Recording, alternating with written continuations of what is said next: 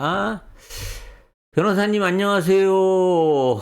심사 결과 13급이 나왔네요. 예.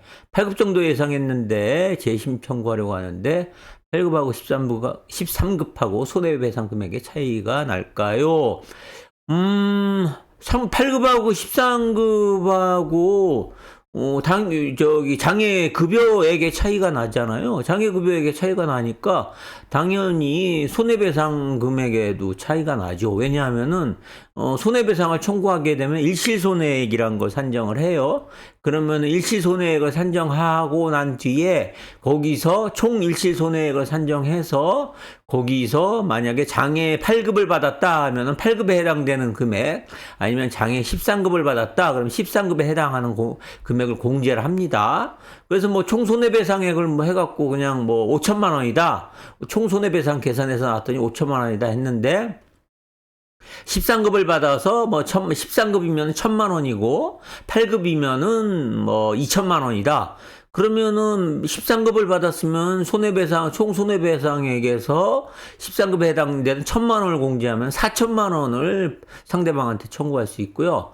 8급을 받으셔서 2천만 원을 받으셨다. 그러면은 5천만 원에서 2천만 원을 공제해서 총 3천만 원을 청구할 수 있는 거죠.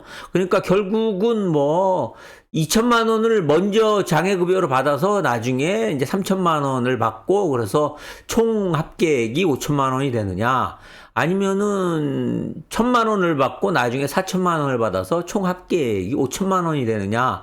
그래서 총 손해배상액 5천만 원에는 변동이 없는데 그거를 장애급여로 먼저 받고 나중에 이제 손해배상 일시손해로 청구할 수 있느냐의 차이가 있는 거예요. 그래서 총 손해배상 금액은 딱 정해져 있는데 그 장애급여액을 공제하는 만큼 이제 실질적으로 받게 되는 손해배상 금액에는 당연히 차이가 있죠.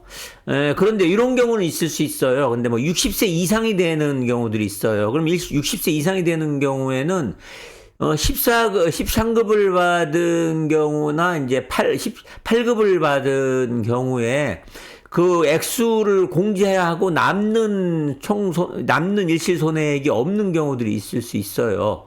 그러면은 그 경우에는 내가 13급을 받는 것보다는 8급을 받는 게 낫죠. 왜냐면은 뭐 13급으로 공제하나 8급으로 공제하나 일실손해액 남는 게 없으니까 위자료만 청구할 수 있고, 그럼 위자료 액수는 뭐 13급을 받으나 8급을 받아서 청구하나 그냥 위자료 액수는 동일하니까 그러면 13급을 받는 것보다는 8급을 받는 게 낫죠. 그런데 뭐 50세 이하 정도 되는 분들 같은 경우에는 이제 8급을 공제하거나 13급을 공제하거나 이제 남는 액수들이 있을 거 아니에요? 그러면 남는 액수들이 8급의 경우에는 남는 액수가 더 적어질 거고 13급의 경우에는 더 많아질 거고.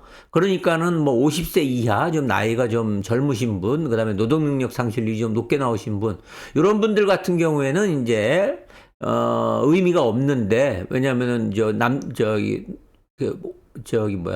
액수가 공제하고 남는 액의 차이가 있기 때문에 어차피 총손해액은 변동이 없기 때문에 8급이나 13급이나 뭐 실질적으로는 높게 받아도 이제 총손해액에서는 차이가 없어서 의미가 없는데, 그런데 이제 60세 이상 되시는 분 같은 경우에는 내가 8급을 나와야 되는데 13급이 나왔다. 그러면은 의미가 8급을 받으려고 심사청구나 행정소송 이런 거 할 의미가 있는 것이죠. 예.